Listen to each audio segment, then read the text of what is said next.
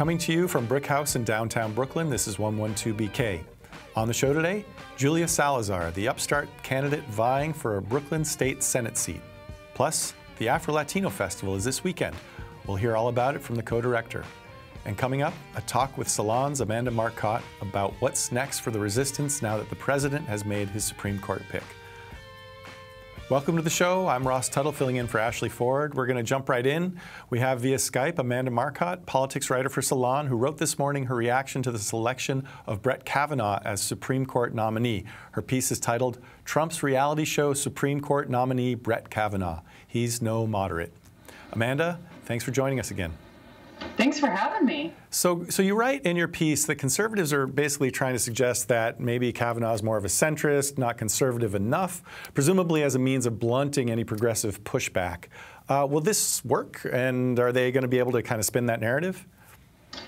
When I wrote that last night, I wasn't entirely sure that it would work. Now I'm more worried that it will. I mean, we already saw Joe Scarborough this morning on MSNBC comparing Kavanaugh to some of the more ridiculous names that were floated, as if suggesting that we should be happy with him, that he's a moderate pick, without, taking a moment to realize that perhaps some of those crazier names were floated out there specifically to make Kavanaugh look better by comparison. Which, could have the effect of working. I mean, a lot of people were concerned about Barrett and about her religious affiliation and about, her at least personal opinions about abortion. So by comparison, Kavanaugh might seem fairly moderate. Yeah, but there's no reason specifically on the issue of abortion or even contraception rights to believe that he's any different than Amy Coney Barrett. He has public records, a speech he gave at the American Enterprise Institute in last September, where he said that the Roe versus Wade decision was, I don't have the exact quote from him, but he basically said it was freewheeling judicial creation of unenumerated rights. I think that's close to the actual quote. And I think what's critical to understand here, too, is if you believe that about Roe versus Wade, you also have to believe it about Lawrence versus Texas, Griswold versus Connecticut, the decisions that legalized homosexual sex and contraception, because both are based in this same legal argument. Well, so now, Susan Collins, the moderate senator from Maine, who everybody was looking to hopefully be discerning and maybe oppose this pick, she said she wouldn't support anyone who is hostile toward Roe v. Wade. But he doesn't really have to be overtly hostile to undermine it, right? That's correct. He's a smart guy, and I think he understands that the way that the anti-abortion movement has been working for decades now is to chip away at abortion rights, never directly overturn Roe, but instead this strategy where they create more and more regulations that are more and more ridiculous, say those regulations are legal until they've regulated it out of existence. Ian Millhiser at Think Progress had a really good quote. He said, you don't have to overturn Roe. You just have to say that abortion clinics have to have gold-plated surgical rooms, and that would do it. What are some of the other things that you've seen in his record that really trouble you? Well, I think that he is specifically very strongly against labor and environmental regulations, it seems, of any sort. He has ruled against EPA regulations, that would stop mercury from being spewed into the environment, that would restrain climate change type gases. He has ruled against workers' rights repeatedly. What would you recommend progressives in Brooklyn do to fight back against some of this? I think, we saw Elizabeth Warren out there, Bernie Sanders out there, people kind of getting everybody kind of animated and activated, but to what end and how do we channel some of this energy? Well, I think it's worth remembering when you live in New York that your senator is the Senate minority leader. That may not seem like a big deal. Chuck Schumer has been out there really shaking, the trees, saying that he's going to try and get the Democrats in line to vote against this, that they're going to resist it. I think that what New York voters could do is call Schumer's office, support him in that decision, let him know that you expect him to hold the line on red state Democrats like Joe Manchin. Sorry that we'll have to cut the conversation off here for the broadcast, but if you'd like to hear it in its entirety, please tune into the podcast. Thank you so much for joining us again. We'll look forward to having you back on soon. Thank you so much. Coming up, Jarrett Murphy will be chatting with a candidate to represent Brooklyn's 18th State Senate District. You'll meet Julia Salazar in a moment.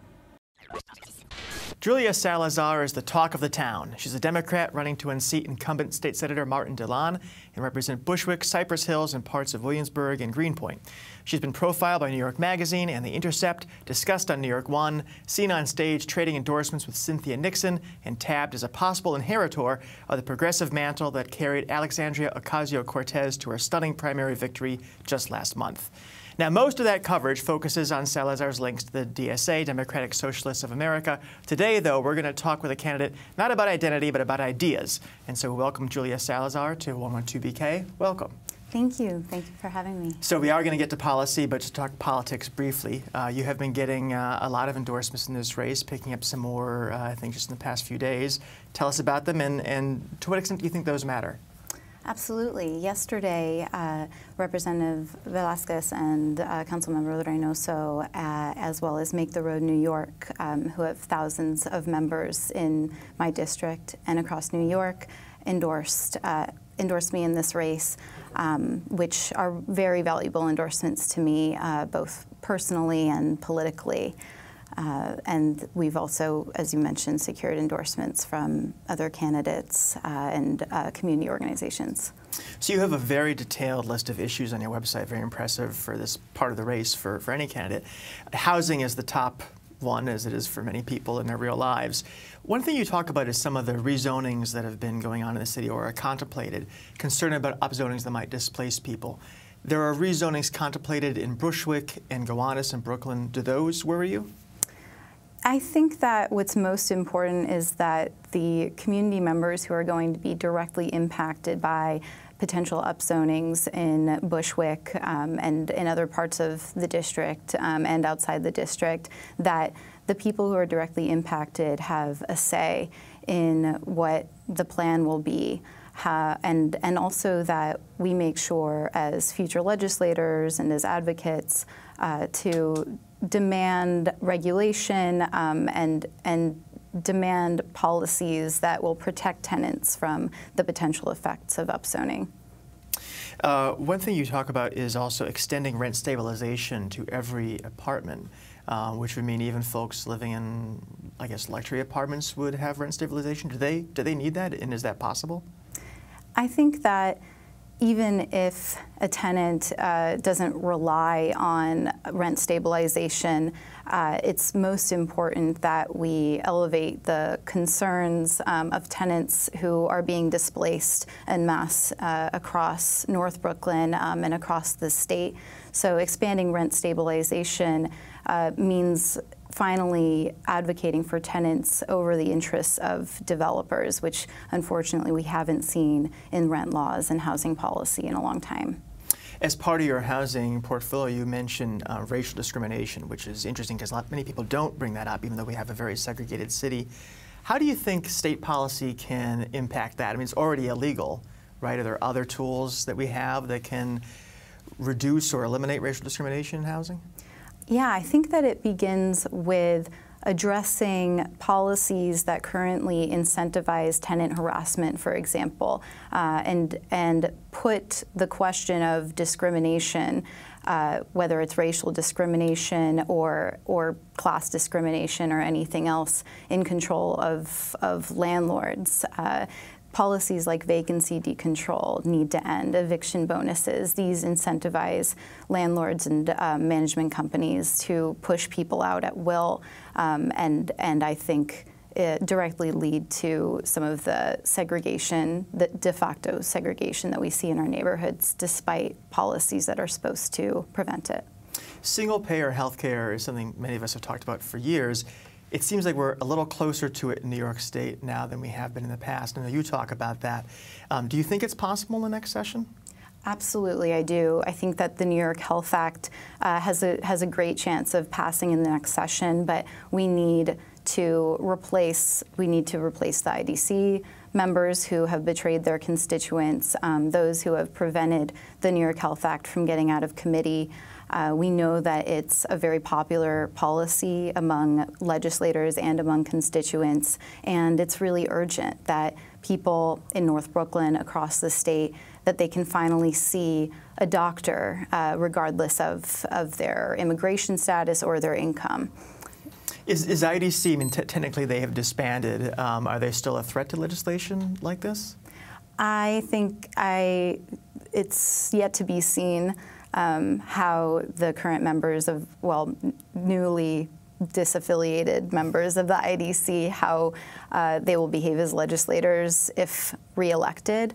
So I think that what we should be pushing for is to elect true progressives. I'm very hopeful about some of the IDC members, challengers, and progressives like myself who are also challenging mainstream Democrats who, while not being in the IDC, have failed to demonstrate political will to pass, to really push progressive legislation through. That raises an interesting point. Senator DeLon did not join the IDC. He remained, as you said, in the mainstream.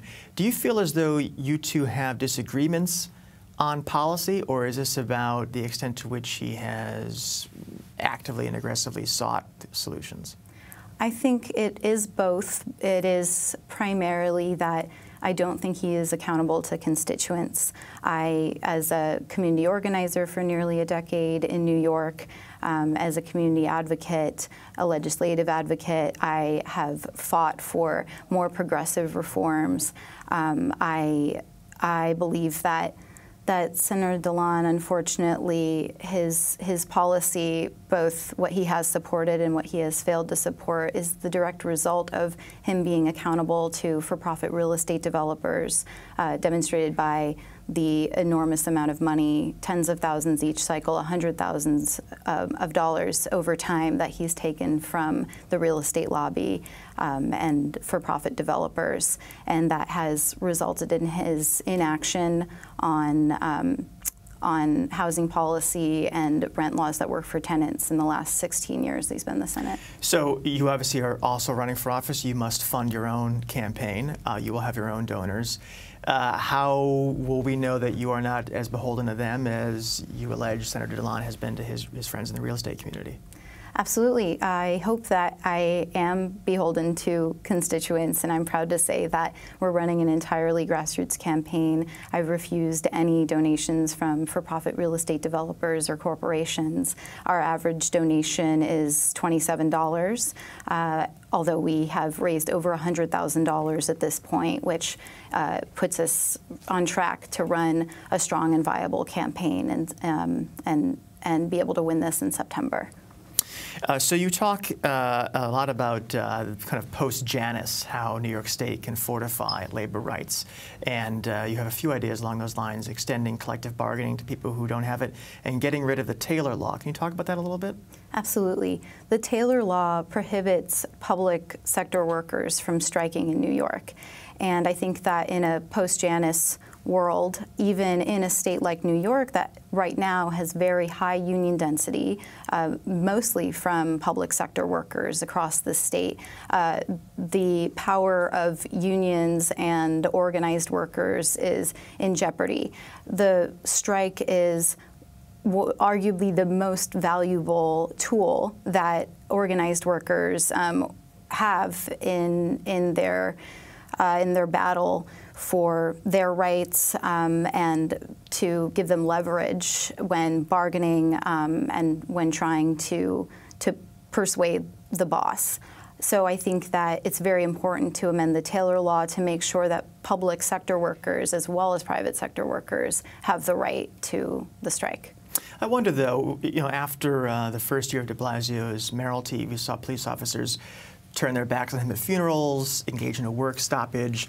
They're upset about changes to the job. If they were able to strike, they could have a pretty devastating effect on the city. Would you be worried about strikes by public sector unions that maybe run counter to progressive ideals? That's a good question. I think that ultimately progressive ideals are rooted in workers' interests and the interests of the working class. I think that it benefits everyone when workers, particularly public sector workers, are empowered. And I think that workers, this is something that is always a concern when public sector workers strike, right? When we've seen transit strikes, not only in New York, but in Philly, public school teachers, they are acutely aware of the effect that the strike is having, and that's the source of some of its power. I think that we should be more concerned with the conditions that are leading public sector workers to strike. Workers everywhere are worried about the transit system and the flaws in it, deterioration and flaws that existed even before it began falling apart. You talk in your plan about improving the system in a number of different ways. The question people always ask is, how do you pay for it? How do you pay for things like making every subway system station accessible? Absolutely. I think that it's the state's responsibility to fully fund the repairs to the signal system and the money that the MTA needs in order to really repair our subways and our transit system. It's going to come down to a tax on the very wealthy. I also support a congestion pricing and want to make sure that the billions of dollars needed to finance the subway repairs, that it's enforced, that there is strict oversight, making sure that that is actually where the money goes, and ultimately into making sure that New Yorkers can get to work and that they can move freely. One of the themes in the coverage of your race and some of the other interesting races this year is that it's not just about the policy issues of the day, but about democracy itself and whether this is going to reinvigorate it, bring people into the process.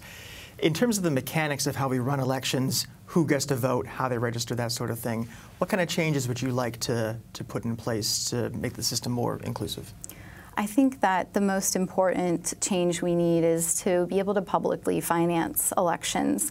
We haven't seen in Albany comprehensive electoral campaign finance reform in years, and the result is that only, the wealthiest people generally have free access to the electoral process and the legislative process. I know firsthand, as someone who was working more than full-time before I started this campaign, that it's incredibly challenging to run for office as a working person or a working class person, and we need to make that more possible by allowing people to have support when they need it. And additionally, we need to cut back on the influence that special interests have, that the private sector has on our elections and who's able to run. So I think that public campaign financing is key. I also think that we need to support early voting. We need same-day registration. We need to make it easier than it currently is so that fewer people, ideally that no one is disenfranchised in New York State. Non-citizen voting as well? Yes, I also support people being able to vote even if they're not a citizen. Julia Salazar, a candidate for the Democratic nomination, the 18th Senate District, thanks so much for joining us. Thank you. I really appreciate it. The Afro-Latino Festival arrives this weekend amidst turbulent times as federal government antipathy toward members of the Afro-Latino diaspora here in New York has escalated. It doesn't feel like a time to celebrate, but that's not entirely what this festival is about. Yes, it is a celebration of culture, but it's also an opportunity to reaffirm and empower.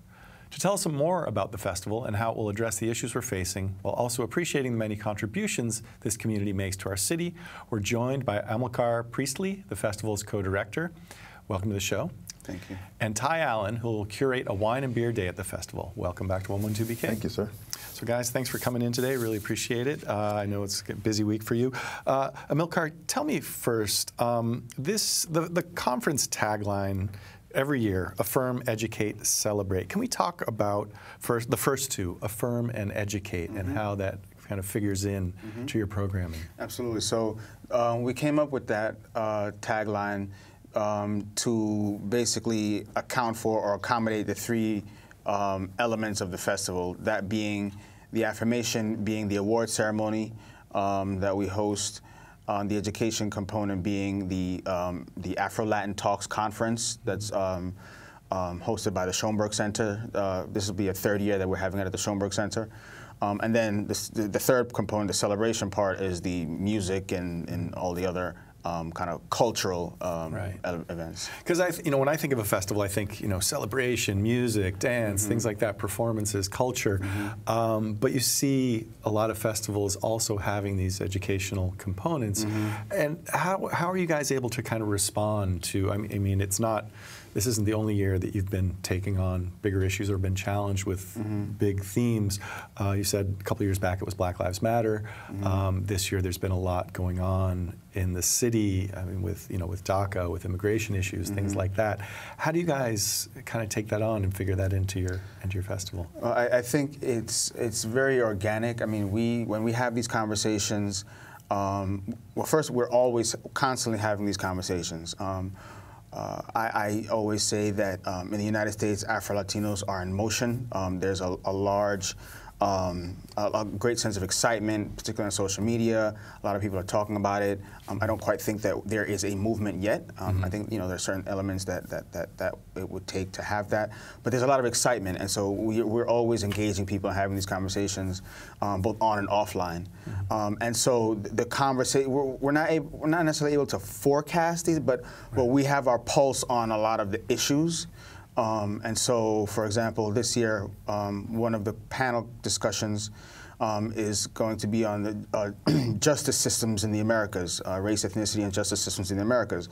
And part of that will engender the conversation about immigration and migration, but looking at it not just from a U.S. perspective, but from a hemispheric perspective, because what we're seeing here is happening elsewhere, and is manifesting itself in similar and on different forms in other parts of the Western Hemisphere. And you talk about how Afro-Latinos, you say, are always in motion. Ty, can you tell me, how do you define Afro-Latino? Well, there's a conversation that sometimes, I could start historically, that Black Americans don't think Latin people understand that there might be an African diaspora. After Columbus came here and the Spaniards and Portuguese cut up the Caribbean, Central America, and South America, they imported slaves. Well, excuse me, they started slave trade, that's a better way of saying it. And so that mixture of the Taino, the natives of America, wasn't called America at the time, and Black slaves did create a unique cultural situation of West African traditions, South African traditions, and of course the traditions of the natives here. But it does create this new thing, Afro-Latino, of Black and natives, and of course the mixture of European. But there's often a forgotten element of the Afro aspect. Like, for example, we're both Afro-Latino. I'm Panamanian, Jamaican, he's Panamanian, and probably some Caribbean roots in there as well. Because in Panama, because of the work on the canal and the free zone, a large swath of Trinidadians, Bajans, and Jamaicans moved to Honduras, Costa Rica, and Panama. So there's a history that's similar, just in the music and the food. What an empanada is just a bake, a Caribbean bake. They look the same, they made the same, just one has a Spanish tinge to it, one has an English patois to it. And then the music of the Caribbean, Spanish, Portuguese, French, or English is based on the drum. It's based on those polyrhythmics that come from West Africa. Even the religions, Santos, Santeria, looks like the Catholicism that's practiced in some parts of Central America. It's more intertwined than it's apart. But language, and of course, unfortunately, the colonialism separates people thinking that the languages are your marker versus the historical context. It should be your actual commonplace and marker. And so the Afro-Latino community here in New York, and maybe particularly in Brooklyn, has been around a lot longer than the festival. The festival's been around, what, 6 years? 6 years. Talk to me about the founding of it and the development of it and how important it was maybe to connect the community and to do some of the things and recognize some of that heritage that Ty was talking about. Absolutely. So my wife, Amilcar, started the festival 6 years ago. She's a musician, a singer in her own right. And one of the reasons that she wanted to start the festival is because she felt that there weren't any platforms for Afro-Latino artists. you would either get pigeonholed into X, Y, or Z, but not be able to present the full palette of your identity within the context of your artistry. And so that's one of the reasons why she started it. And then, so I had been helping out from the beginning, but I separately have an organization called the Afro-Latino Project, and with that, that was founded by my father in 2006. And with that, we collect oral histories of Afro-Latinos throughout the Western Hemisphere. Part of the reason was because, you know, while this is while what we're experiencing now is the latest incarnation of folks excited about the conversation about Afro-Latino, this is a conversation that predates most of the people having this conversation right now. It's been around. I mean, you know, Ty spoke about, you know, the slave trade. The movement, so to speak, for liberation, recognition, et cetera, has been around since then. There have been iterations from the 1920s in different parts of the Western Hemisphere. Arturo Alfonso Schoenberg, who the Schoenberg Center in Harlem is named after, was one of those, right here in the United States, Afro-Boricua, sorry.